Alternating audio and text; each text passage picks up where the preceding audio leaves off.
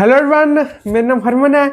आज हम हमारे कंसोलिडेशन का पार्ट 4 करेंगे, जिसकी शुरुआत हम करेंगे एजम्पशंस इन Terzaghi's one dimensional consolidation theory, जो कि हम पढ़ रहे थे। अब लिखने को आप इसमें जितनी मर्जी एजम्पशन लिखते रहो, पर जो इसमें इंपॉर्टेंट एजम्पशन जिस पे हमारा ध्यान जाना चाहिए, those are these three. First, Darcy's law is valid. Darcy's law जैसे कि आपको पता है, हम परमेबिलिटी के चैप्टर में पढ़ते हैं। V इक्वल टू के आई जब हम इक्वेशन लिखते हैं, तब के कोएफिशिएंट ऑफ परमेबिलिटी, ये इक्वेशन कब लगेगी उसको जानने के लिए हम यूज करते हैं डार्सीज लॉ का, राइट। तो डार्सीज लॉ इसमें भी वैलिड होना चाहिए, क्योंकि हम इसमें कोएफिशिएंट ऑफ परमेबिलिटी का इस्तेमाल करते हैं। हमने इसमें सीवी पढ़ा था पिछली क्लास में, कोएफिशिएंट ऑफ कंसोलिडेशन। उस कोएफिशिएंट ऑफ कंसोलिडेशन को निकालने के लिए हमको के कोएफिशिएंट ऑफ परमेबिलिटी पता होना चाहिए, और अगर के का हम इस्तेमाल कर रहे हैं तो ऑफ कोर्स डार्सीज लॉ तो वैलिड होना ही चाहिए, राइट। तो Darcy's law is valid for this consolidation theory, one dimensional consolidation theory. ध्यान दीजिए, जो हम ये थ्योरी पढ़ रहे हैं, this is one dimensional consolidation theory. सिर्फ एक ही डायरेक्शन में कंसोलिडेशन हो रही है इसमें, ठीक है। अब जब मैंने बोल दिया कि डार्सीज लॉ इज वैलिड, तब ये बाय डिफॉल्ट मुझको पता ही है कि soil is homogeneous and isotropic, पहली बात। Second, laminar flow is occurring through my soil. Third, soil is saturated, ठीक है। ये तीन कंडीशंस अपने आप बाय डिफॉल्ट लागू हो गई जब मैंने ये कह दिया कि डार्सीज लॉ इज वैलिड, ठीक है, क्योंकि डार्सीज लॉ सिर्फ इन कंडीशंस में ही हम हमारे सॉइल में लगा पाते हैं, राइट। तो फर्स्ट ये हो गया। Second is soil solids and pore fluid are incompressible, कि सॉइल सॉलिड्स और पोर फ्लूइड दोनों इनकम्प्रेसिबल है, वो दब नहीं सकते, उनकी डेंसिटी में कोई चेंज नहीं आएगा, ना सॉलिड्स ना वाटर, एयर तो है ही नहीं, ठीक है। क्यों? हमारा सॉइल एक सैचुरेटेड स्टेट में है, हवा उसमें से पूरी तरह निकल चुकी है, तभी हम हमारी कंसोलिडेशन की थ्योरी को लगा सकते हैं, right. Now the third point is strains are small. Strains की जो हमने लोडिंग करी है, उसकी वजह से जो भी स्ट्रेन्स आ रहे हैं, और उन स्ट्रेन्स की वजह से जो भी वॉल्यूम चेंज आ रहा है, जो भी थिकनेस में चेंज आ रहा है, वो बहुत ही कम है, बहुत कम। इतना कम कि हम वॉइड रेशियो और सिग्मा बार का ग्राफ जब बनाते हैं, उसको हम लीनियर मान के चलते हैं। कब? In Terzaghi's one dimensional consolidation theory. Actual में ई वर्सेस सिग्मा बार का जो ग्राफ होता है, दैट इज नॉट लीनियर, ठीक है। वो हम पढ़ेंगे, उसको हम देखेंगे कि ई वर्सेस सिग्मा बार का हम ग्राफ देखेंगे, उसको हम देखेंगे कि that it is not linear. पर टरज़ागी की वन डायमेंशनल कंसोलिडेशन थ्योरी में E versus sigma bar graph is linear. Relationship between E versus sigma bar is linear. ये आपके एग्जामिनेशन पॉइंट ऑफ व्यू से बहुत इंपॉर्टेंट है, क्योंकि कई बार हमने ये एजम्पशन पढ़ी नहीं होती। कई बार जब आप कहीं से कोचिंग लेते हो या कुछ भी, तो आप ये चीज पढ़ते नहीं हो कि टरज़ागी की थ्योरी में ये चीज है, तो आप सीधा ग्राफ पढ़ देते हो ई वर्सेस सिग्मा बार का। उसमें आप देख लेते हो कि ई वर्सेस सिग्मा बार का जो ग्राफ है, दैट इज नॉन लीनियर, तो आप कहते हो नहीं, इट इज नॉट लीनियर, ठीक है। तो आपका क्वेश्चन गलत हो जाता है। नहीं, क्वेश्चन में ये पूछा गया है कि टरज़ागी की जो वन डायमेंशनल कंसोलिडेशन थ्योरी है, उसके according E versus sigma bar का ग्राफ लीनियर है या नहीं। फिर ई वर्सेस सिग्मा बार के ग्राफ से हम एक कोएफिशिएंट भी निकालते होते हैं, वो फिर coefficient that will also be constant, ठीक है। क्यों? क्योंकि ई वर्सेस सिग्मा बार का ग्राफ हमने लीनियर माना हुआ है, right, according to Terzaghi's one dimensional consolidation theory, इस थ्योरी के according, right. Strains are small. Strains are small कहने का मतलब यही है कि जो वॉइड रेशियो में चेंज है वो बहुत कम हो रहा है, राइट। तो E versus sigma bar graph is linear. तो अब हम देखेंगे, ये हमारी मेन तीन एजम्पशंस होगी, ठीक है। इन तीन एजम्पशंस को अगर आप पकड़ के रखो, और जो बेसिक अगर आप कॉमन सेंस लगा लो, तो जो आपके अगर एजम्पशन अगर पूछ लिया जाए that according to Terzaghi's one-dimensional consolidation theory, which of these assumptions multiple select question में आ जाए, तो आप उस चीज को राइट टिक कर सकते हो, ठीक है। या तो हो सकता है फर्स्ट असम्पशन नहीं आ जाए कि डार्सीज लॉ इज वैलिड, ये डायरेक्टली या इनडायरेक्टली पूछी जा सकती है। डायरेक्टली तो डायरेक्टली स्टेटमेंट आ जाए that Darcy's law is valid. Indirectly इन तीनों स्टेटमेंट्स में से जो डार्सीज लॉ वैलिड से हम इंटरप्रेट करते हैं स्टेटमेंट्स, उनमें से आपको कोई क्वेश्चन पूछ लिया जाए, ठीक है, तो डायरेक्टली या इनडायरेक्टली जैसे भी आपको क्वेश्चन पूछा जाएगा आप वो कर लोगे, अगर आपने इन चीजों को अच्छे से समझ लिया जो मैंने आपको समझाई है, ठीक है। तो अब हम देखते हैं types of soil based on consolidation. अब बेस्ड ऑन कंसोलिडेशन मैं अपने सॉइल को दो कैटेगरीज में बांट सकता हूं।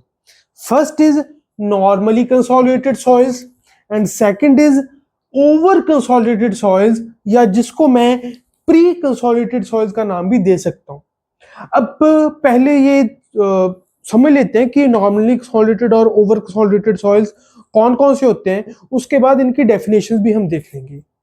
नॉर्मली कंसोलिडेटेड सॉइल्स वो वाले सॉइल्स होते हैं जिन पे जो प्रेजेंटली इफेक्टिव ओवरबर्डन प्रेशर लग रहा है दैट इज मैक्सिमम जो पहले कभी भी लग चुका था, ठीक है, कि जो अभी मान लीजिए 100 किलोन्यूटन पर मीटर स्क्वायर का प्रेशर प्रेजेंटली मेरे सॉइल पे लग रहा है, ठीक है, मान लीजिए 100 किलोन्यूटन पर मीटर स्क्वायर का प्रेशर फिलहाल लग रहा है। अभी पास्ट में कभी भी इस 100 किलोन्यूटन पर मीटर स्क्वायर से ज्यादा प्रेशर कभी नहीं लगा जो अभी प्रेजेंट में 100 किलोन्यूटन पर मीटर स्क्वायर का प्रेशर लग रहा है। Then my soil is normally consolidated soil. पर अगर पहले 120 किलोन्यूटन पर मीटर स्क्वायर का प्रेशर लग चुका है तो अब जो प्रेशर है that is what 100 kilonewton per metre square, that is less than the maximum effective overburden pressure जो सॉइल ने पहले एक्सपीरियंस किया था पास्ट में, कभी भी किया हो इससे हमें मतलब नहीं है। पर बात यह है कि पास्ट में जो मैक्सिमम इफेक्टिव ओवरबर्डन प्रेशर मतलब इफेक्टिव स्ट्रेस जो सॉइल पे कभी भी लगी थी that is more than what my soil is currently experiencing.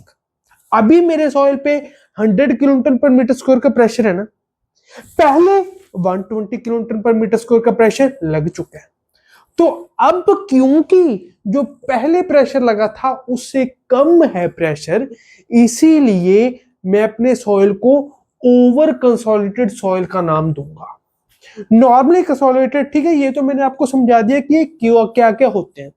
अब इनके नाम से समझने की कोशिश करते हैं कि इनके नाम से हम कैसे ये एकदम से याद रखें कि कौन सा सॉइल कैसा है। नॉर्मली कंसोलिडेटेड कि जो नॉर्मली जो इस पे स्ट्रेस लगे दिस इज मैक्सिमम। जो ओवर कंसोलिडेटेड या प्री कंसोलिडेटेड कि मतलब ये ओवरली जो अभी हमने स्ट्रेस लगाई हुई है उसकी वजह से जो भी ये कंसोलिडेट हुआ है उससे ओवरली कंसोलिडेटेड पहले हो चुका था, ओवर कंसोलिडेशन इसकी हुई है, ठीक है ना, ओवर कंसोलिडेटेड है मेरा सॉइल कि इसमें जो कंसोलिडेशन है this is over and above than what is currently happening, ठीक है, इसीलिए ओवर कंसोलिडेटेड सॉइल। और क्योंकि पहले कंसोलिडेशन हो चुकी है तो प्री कंसोलिडेटेड सॉइल्स, प्री मतलब पहले, प्री कंसोलिडेटेड सॉइल्स। अब इनकी हम डेफिनेशन देख लेते हैं।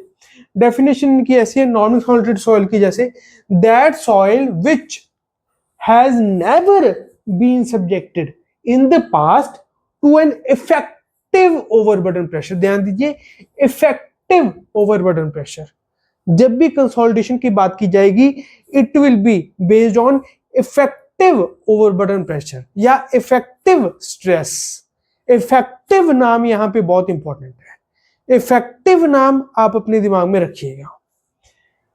greater than its present effective overburden pressure, ठीक है, that has never been subjected in the past to an effective overburden pressure greater than its present effective overburden pressure। यानी अगर फिलहाल प्रेजेंट में 100 है तो 100 से ज्यादा कभी भी पास्ट में इफेक्टिव ओवरबर्डन प्रेशर नहीं लगी थी इस सॉइल पे जो फिलहाल हमारी कंसिडरेशन में है, राइट।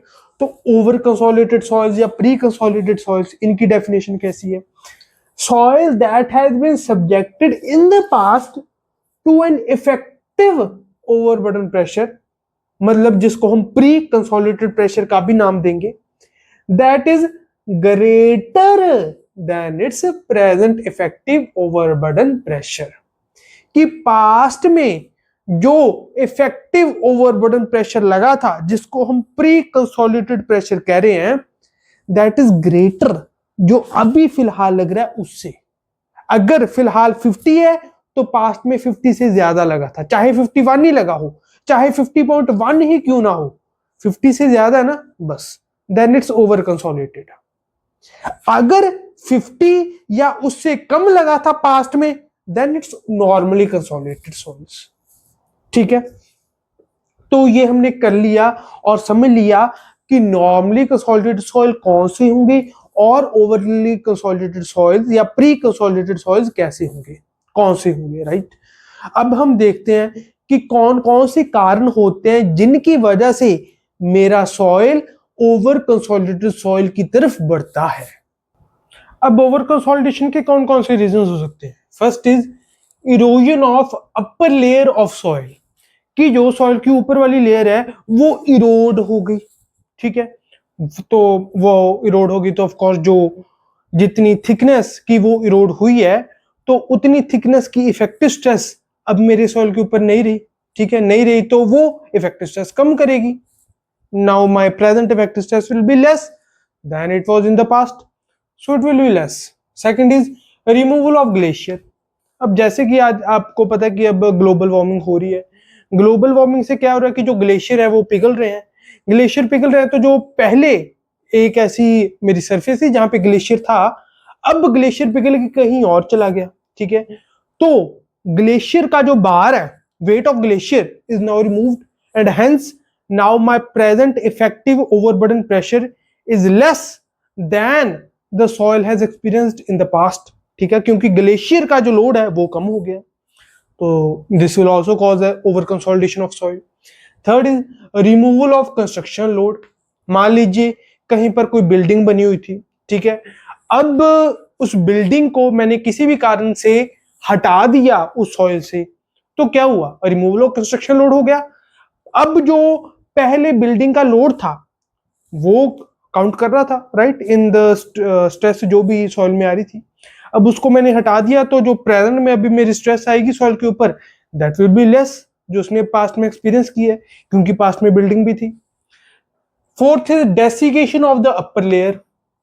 डेसिकेशन, डेसिकेशन क्या का मतलब होता है, डेसिकेशन का मतलब जो ऊपर वाली सरफेस है वो बहुत ज्यादा ड्राई हो जानी। ड्राई क्यों, जैसे ड्रॉट आ जाता है, हमारे सोखा पड़ जाता है, ठीक है, उसकी वजह से जो ऊपर वाली लेयर है वो ड्राई हो जाएगी।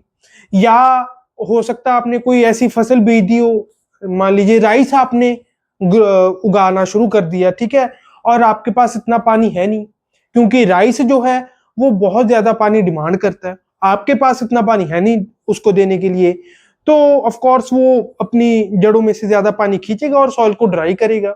सॉइल को ड्राई किया, सॉइल में जब ड्राई हुआ तो सॉइल में क्रैक्स पैदा हुए।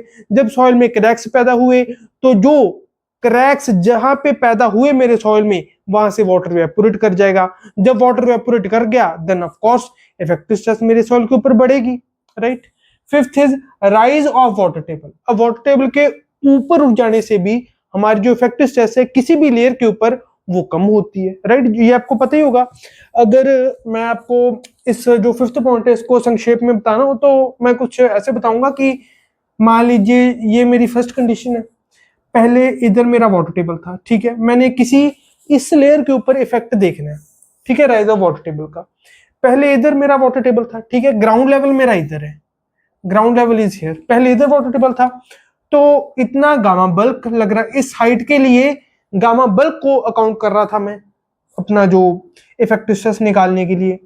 मान लीजिए this is H1, this is H2, पहले मैं लगा रहा था गामा बल्क इंटू H1 यहाँ पे निकालने के लिए effective stress, it was gamma bulk into H1 अगर ऊपर वाली सॉइल की गामा बल्क है, bulk density, plus gamma dash into H2, ठीक है, this was effective stress on this layer.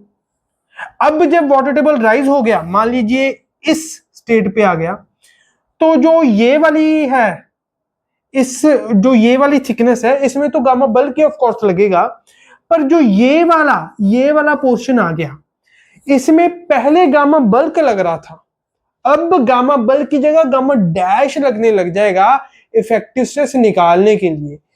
पहले इस पर्टिकुलर हाइट के लिए जो इन दोनों वाटर टेबल के बीच है, पहले इसको निकालने के लिए मैं गामा बल्क का इस्तेमाल कर रहा था, अब मैं इस्तेमाल कर रहा हूं गामा डैश का। और जैसे कि आप जानते हो gamma dash is less than gamma bulk, तो अब मैं कम यूनिट वेट का जब इस्तेमाल कर रहा हूं इफेक्टिव स्ट्रेस को निकालने के लिए, तो मेरी इफेक्टिव स्ट्रेस क्या होगी, कम होगी than it was in the past. ठीक है, तो इसलिए राइज ऑफ वाटर टेबल से भी इफेक्टिव स्ट्रेस मेरी कम होगी।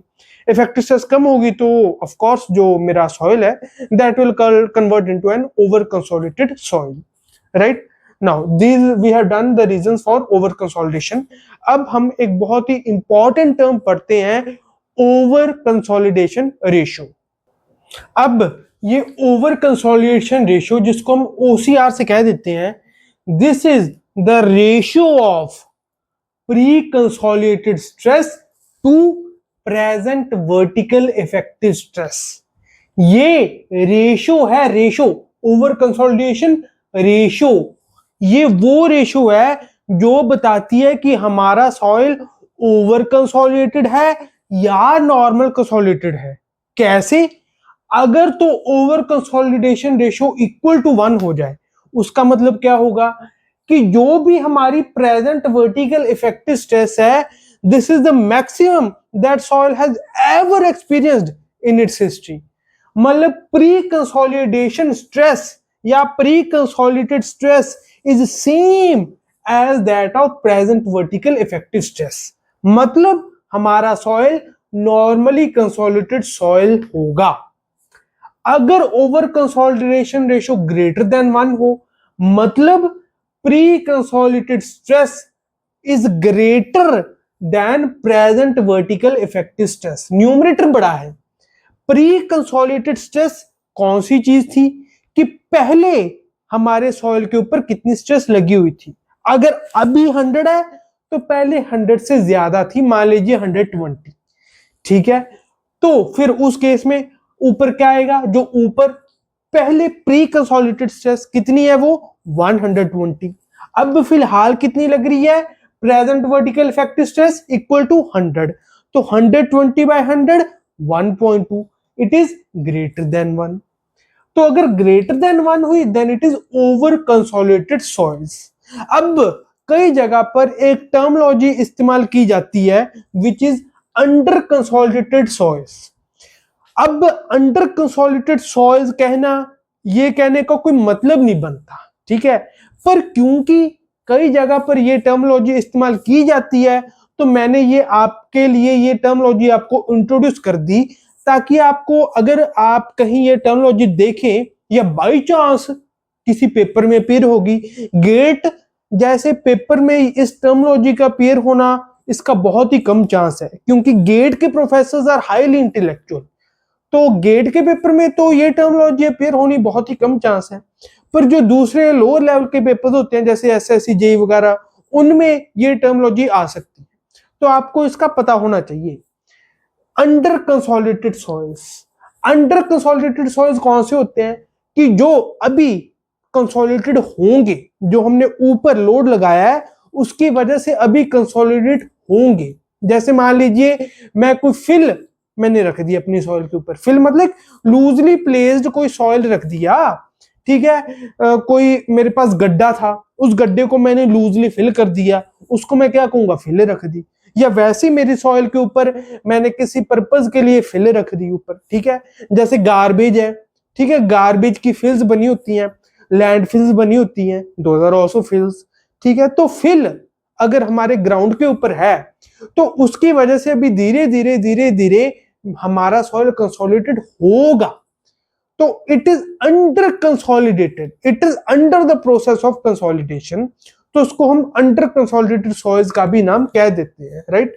Under consolidated soils, soils which are yet to consolidate under the recently placed, जैसे कोई फिल हो सकती है या कुछ और, ठीक है।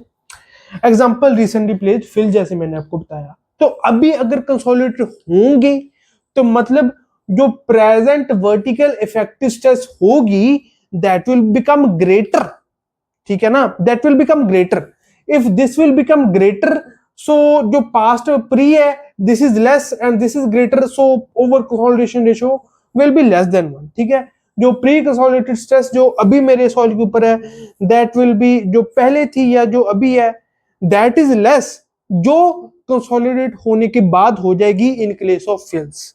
ठीक है ना, फिल्स के केस में जो भी प्रेजेंट वर्टिकल इफेक्टिव स्ट्रेस होगी that will be greater right than the soil has ever experienced, तो उस केस में over consolidation ratio will be less than 1। वैसे अगर सोचा जाए तो इस चीज का कोई मतलब बनता नहीं है जैसे मैंने आपको बताया, क्योंकि अगर ये in the process of consolidation है तो जैसे जैसे उसका प्रेजेंस बढ़ता रहेगा वैसे वैसे वो कंसोलिडेट होती रहेगी और हमारी soil in the process of normal consolidation रहेगी। ठीक है, तो एक तरह से जो अंडर कंसोलिडेटेड सॉइल्स है दिस इज आल्सो सब category of normally consolidated soils, तो इसलिए इसका अलग से कोई मतलब बनता नहीं है। बट स्टिल जैसे मैंने आपको बताया कि कुछ बुक्स में क्योंकि इसका रेफरेंस है तो आपके पेपर में जो लोअर लेवल के पेपर हैं उनमें ये आना जाए, तो इसलिए मैंने आपको ये टर्मोलॉजी इंट्रोड्यूस करा दी और बता दिया कि जो अंडर कंसोलिडेटेड सॉइल्स है उनके लिए over consolidation ratio will be less than 1। ठीक है, तो अब हम फाइनली ग्राफ्स पढ़ेंगे between void ratio and effective stress. अब अगर हम void ratio versus effective stress का ग्राफ बनाने लगे, जब हम अपने लैब में एक्सपेरिमेंट करते हैं उसके हिसाब से जो हमने एक्सपेरिमेंटली प्रैक्टिकली देखा कि हमारा सॉइल कैसे बिहेव करता है वैसे मैं आपके सामने ग्राफ बनाने जा रहा हूं। तो सबसे पहले तो जब हमने अपने सॉइल सैंपल को मिट्टी को निकाला सॉइल से तो ऑफ कोर्स जो उसके ऊपर वाली लेयर थी वो हट गई, तो मेरा जो सॉइल है that become into an over consolidation stage. Over consolidation stage में जब था तो ऑफ कोर्स ऊपर कोई भी वर्टिकल इफेक्टिव स्ट्रेस लग नहीं रही थी। जब मैंने उसको लोड करना शुरू किया तो इफेक्टिव स्ट्रेस जीरो से उसकी शुरुआत हुई। जीरो से जब शुरुआत हुई तो पहले इधर तक वो एक कन्वेक्स बिहेवियर उसने दिखाया। ठीक है, कन्वेक्स बिहेवियर इधर तक दिखाया तो दिस इज, मान लीजिए this is O, this is A के बाद जो ओ ए है इसको हम कहेंगे this is my recompression curve, recompression curve for oedometer sample, for oedometer right, this is my sample for oedometer. तो ओ ए आया। अब ओ ए आने के बाद क्या हुआ कि मेरा सॉइल अब नॉर्मली कंसोलिडेटेड बन चुका है। अब जो इसके ऊपर सॉइल की इफेक्टिव स्ट्रेस लग रही थी अब वो लग रही है। लगने के बाद अब उसके बाद क्या होगा, ए के बाद ये कनकेव बिहेवियर शो करने लग जाएगा, ऐसे कनकेव बिहेवियर शो करेगा। ठीक है, मान लीजिए यहां तक मैंने अपने सॉइल को लोड किया right, this is A B. इसके बाद मैंने अपने सॉइल को अनलोड किया। अनलोड करने के बाद इसका बिहेवियर कुछ इस तरीके का हुआ। ठीक है, अब जब मैंने इसको दोबारा से लोड किया then it was like something like this, something like this. जब मैंने इसको अनलोड किया तब ऐसा, जब रीलोड किया फिर भी कुछ ऐसा राइट। तो जब मैंने इसको बिल्कुल जीरो इफेक्टिव स्ट्रेस से शुरू किया तब तो थोड़ा कन्वेक्स बिहेवियर इसने दिखाया था, पर जब मैंने इसको पूरा यहां तक लोड करके फिर इसको अनलोड किया अपने इस ओडोमीटर सैंपल में राइट। ओडोमीटर हमारा एक अपरेटस होता है जिसमें हम कंसोलिडेशन का टेस्ट परफॉर्म करते हैं राइट, इसके बारे में भी आगे हम पढ़ेंगे। तो ए बी तक लेके गए, बी से दोबारा जब अनलोडिंग करी तो कुछ इस तरीके का बिहेवियर हुआ। जब बी के दोबारा रीलोडिंग करी then it was also like this. ठीक है, हाँ बस जो रीलोडिंग के टाइम ये थोड़ा ऊपर था राइट। तो ये कुछ ऐसा ग्राफ हमको देखने को मिला। This was unloading right, this जो नीचे वाला है दिस इज अनलोडिंग, जो ऊपर वाला है दिस इज रीलोडिंग। रीलोडिंग के वक्त जब ओडोमीटर में हमने रीलोडिंग करी तो कुछ इस तरीके का हमको हमारा सैंपल देखने को मिला। अब जैसे कि आप देख पा रहे हो कि इसमें कर्वेचर्स बहुत ज्यादा हैं, राइट। रिकम्प्रेशन रीलोडिंग के टाइम भी एक कर्वेचर है, वो क्योंकि डायग्राम में इतनी एक्यूरेसी से मैं इस डायग्राम को नहीं बना पाया, क्योंकि ये अनलोडिंग और रीलोडिंग बहुत ही पास पास होते हैं। तो आपको शायद लग रहा हो कि reloading is a straight line, but it is not a straight line, it is also a curvature. Curvature unloading के ऊपर वाला, बस ये जो ये रीलोडिंग की कर्व है, this is above the unloading, right. Curvature इसका सिमिलर ही है जो अनलोडिंग का है, राइट। अब इसको जब हमने, now my eraser is somewhere, let's, मैं इसको, ये रहा मेरा टू इरेज दिस, राइट। अब मैं इसको यहां पे लिख सकता हूं। अब यहां पे मैंने अपना ग्राफ बना लिया, right. This is my normal consolidation, इसको मैं वर्जिन कंप्रेशन कर्व भी बोल सकता हूं। This A B is my virgin compression curve also, virgin compression curve. Virgin compression curve मतलब वो वाली कर्व जो पहली बार कंप्रेस हो रही है, कि ए बी के सेगमेंट में मेरा सॉइल पहली बार लोड हो रहा है, right. It is being compressed first time, तो इसलिए हम ए बी को वर्जिन कंप्रेशन कर्व भी बोल देते हैं, राइट ना। अब ये हो गया। अब इसके बाद ऑफ कोर्स जब यहां पे पहुंच गया, then it again became normally solidated soil. A B के टाइम पे भी ये एक नॉर्मली सॉलिडेटेड सॉइल ही है, राइट। अब मैं बनाता हूं, now I will make the graph, कि जो कि एक ज्यादा इंपॉर्टेंट ग्राफ है, विच इज वॉइड रेशो। इस साइड मेरे पास E है वॉइड रेशो, पर इस साइड अब मेरे पास सिग्मा बार की जगह लॉग ऑफ सिग्मा बार होगा। मतलब वाई एक्सिस पे तो मैं वॉइड रेशो ही रख रहा हूं इन अरिथमेटिक स्केल, पर एक्स एक्सिस पे अब मैं इफेक्टिव स्ट्रेस को लॉगरिथमिक स्केल में रखूंगा, log of sigma bar, right. X axis पे मैं लॉग ऑफ सिग्मा बार लेके चलूंगा। जब मैंने E versus log sigma bar का ग्राफ बनाया, तो जो ये OA का था ना, ये कॉन्वेक्स ही बना, बट इस कन्वेक्सिटी में चेंज आया। ये जहां पर जितना कन्वेक्स था उससे कम कन्वेक्स रह गया। यहां पर ये इतना कन्वेक्स था, अब ये कुछ इस तरीके का, पहले लेट मी रीड्रॉ दिस, ये अब कुछ इस तरीके का बना कि इसमें लगभग हमें स्ट्रेट लाइन दिखने लग गई, ठीक है। इतना बड़ा नहीं होगा क्योंकि लॉगरिथमिक में मैं बना रहा हूं, इसकी जो ये कम होगी, तो it will be something like this, ठीक है। कि इसमें काफी हमको, जो इसका कर्वेचर था उसमें काफी गिरावट आई, राइट। कर्वेचर काफी कम हुआ जब हमने लॉगरिथमिक स्केल में बनाया, तो यहां पर आ गए। अब यहां पर बनाने के बाद जब मैंने फिर से E versus log sigma bar का, जब एक बार ये नॉर्मली कंसोलिडेटेड की स्टेज में अपनी पहुंच गया, फिर जब मैंने बनाया तो अप्रोक्सीमेटली कनकेव ये अब भी बना भी ये, बट अप्रोक्सीमेटली स्ट्रेट लाइन की तरह रहा ये, अप्रोक्सीमेटली स्ट्रेट लाइन। थोड़ा सा इसमें कनकेविटी रही थी, बट वो कम थी। यहां पर जो कनकेविटी थी उससे काफी कम कनकेविटी इधर हमको देखने को मिली। इसके बाद जब हमने इसकी अनलोडिंग करी, this is my A B point, okay. अब हमने इसकी जब अनलोडिंग करी तो कुछ इस तरीके का हमको ग्राफ देखने को मिला, इस तरीके का, right, concave. This is B, this is let's say, इसको हमने सी मान लीजिए, ये पॉइंट सी है, so this is C point, ठीक है।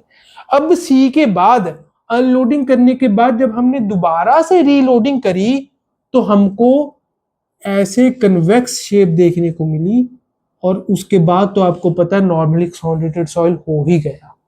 This is unloading and this is reloading, ठीक है। इसको अनलोडिंग कहते हैं, इसको रीलोडिंग। अनलोडिंग को हम एक और नाम भी कह देते हैं expansion. Unloading is also known as expansion, क्योंकि जब हम हमारे सॉइल को अनलोड करेंगे उसकी एक्सपेंशन होती रहेगी। जब ऊपर से जो वाला लोड लगाया हुआ था वो हम हटाने लग जाएंगे तो वो दोबारा से फूलने लग जाएगा। राइट, आप देख भी पा रहे हो, आप डायग्राम से भी देख सकते हो, जो हमने ग्राफ बनाया उससे भी देख सकते हो कि यहाँ की जब हमने अनलोडिंग करनी स्टार्ट करी तो यहां पर वॉइड रेशो कम थी, फिर अनलोडिंग के बाद वॉइड रेशो बढ़ गई। वॉइड रेशो बढ़ने का मतलब वॉइड्स ज्यादा हो गए। वॉइड्स ज्यादा कब हो रहे हैं? Because overall volume of soil ज्यादा हो गई, because volume of voids have increased. ठीक है, सॉइल फूल गया, इसलिए हम एक्सपेंशन भी कहते हैं। और रीलोडिंग को हम रिकम्प्रेशन का नाम भी देते हैं। रिकम्प्रेशन एक ही बात है, चाहे आप इस डायग्राम में एक्सपेंशन और रिकम्प्रेशन लिख लो और इसमें अनलोडिंग और रीलोडिंग लिख लो, या जैसे हमने किया हुआ है वैसे कर लो, एक ही बात है। राइट, एक ही चीज को लिखने के अलग अलग नाम और अलग अलग तरीके हैं। Recompression, this is of course A B मेरी एक वर्जिन कंप्रेशन कर्व है और O A is recompression curve for oedometer. Oedometer जैसे कि मैंने आपको बताया हमारा एक एपरेटस होता है फॉर कंसोलिडेशन।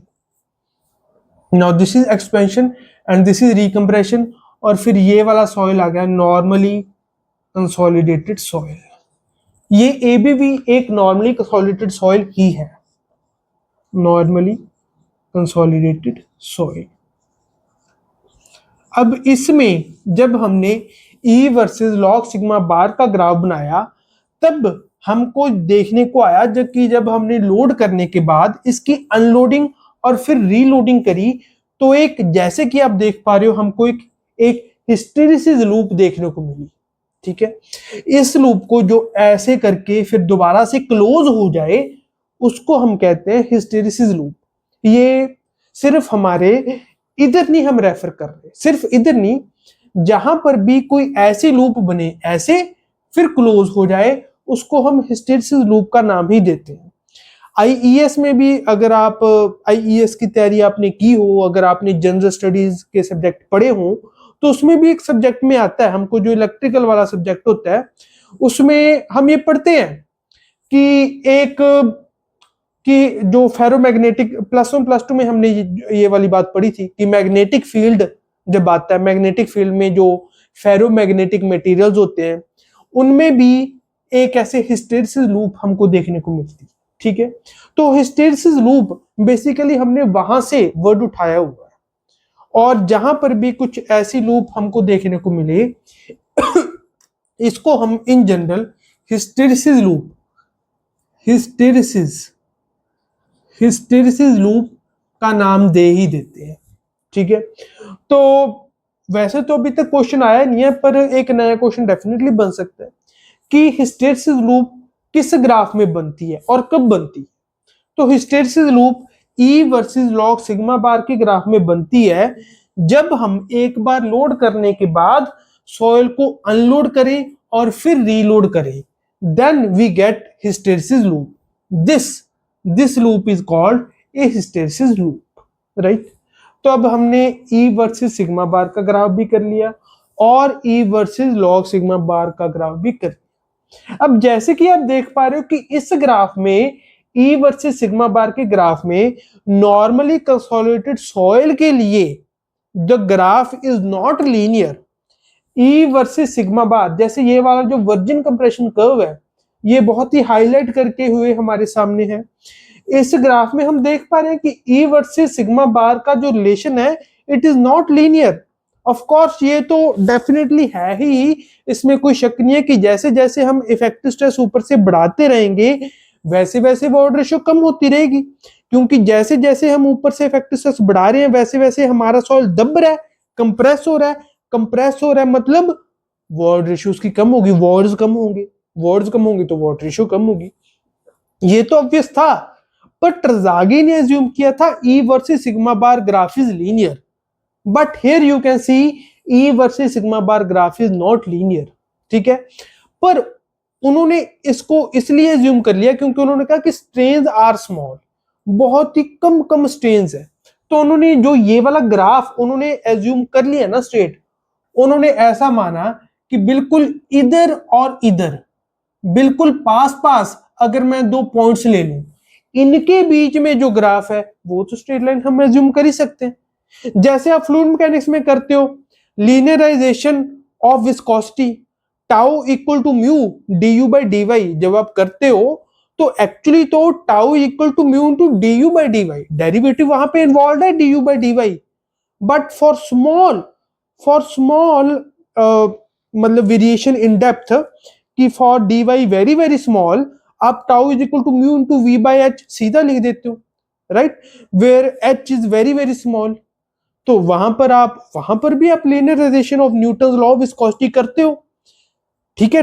जब आप एच को बहुत कम कर दो तब आप D U by D Y को सीधा वी बाई एच लिख देते हो। वैसे ही यहां पर क्योंकि स्ट्रेन्स बहुत ही स्मॉल एज्यूम कर लिए ट्रजागी ने, इसलिए इस वाले पोर्शन में तो मैं एज्यूम कर ही सकता हूं that my E versus sigma bar graph is linear, वो ही किया हो ट्रजागी ने, ठीक है। तो इसलिए अगर आपसे पूछा जाओ कि ट्रजागी के according E versus sigma bar graph is linear और not, you will say it is linear, ठीक है। अब ई वर्सेस सिग्मा बार ग्राफ के बेस के ऊपर हम एक कोफिशिएंट भी पढ़ते हैं, कोफिशिएंट ऑफ कंप्रेसिबिलिटी, वो हम जब कोफिशिएंट्स पढ़ेंगे तब हम इंट्रोड्यूस करेंगे उसको, इसके बाद वो वाला टॉपिक सी है। तो तब आप ये भी समझोगे कि according to Terzaghi coefficient of compressibility is constant. जब हम एक्सपेरिमेंट करते हैं और देखते हैं कि हम अगर लार्जर रेंज में अप्लाई करना चाहें तो इस चीज को हम अप्लाई नहीं कर पाएंगे, बट अकॉर्डिंग टू ट्रजागी अगर आप बात करें देन इट इज कांस्टेंट, ठीक है। हाँ, अगर आप लॉग ई वर्सेस लॉग सिग्मा बार की ग्राफ की बात करें देन ऑफ कोर्स देन जो इसके बेसिस पे भी हम एक कोफिशिएंट को इंट्रोड्यूस करते होते हैं, coefficient of compression, that will be constant, ठीक है। फुली वो भी कांस्टेंट नहीं होगा क्योंकि यहां पे भी मैंने आपको बताया था कि थोड़ी सी कनकेविटी होती है ए बी में, तो यहाँ पे थोड़ी सी कनकेविटी होती है बट वो कनकेविटी बहुत कम होती है, हम उसको अप्रोक्सीमेटली स्ट्रेट लाइन एज्यूम कर ही लेते हैं, इतनी कम कनकेविटी होती है यहाँ पे, राइट। तो ये हमने ग्राफ कर लिए ई वर्सेस सिग्मा बार और ई वर्सेस लॉग सिग्मा बार के बीच में।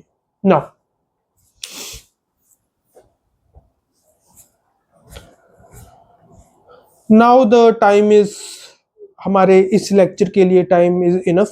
तो अगले लेक्चर में हम हमारे कोफिशिएंट्स को इंट्रोड्यूस करके उन कोफिशिएंट्स के बारे में पढ़ेंगे, राइट। जो हमने अभी ग्राफ्स पढ़े हैं उनके बेसिस पे हम कोफिशिएंट्स पढ़ेंगे और फिर उन कोफिशिएंट्स को कैसे आगे अप्लाई करना है उसको देखेंगे, राइट।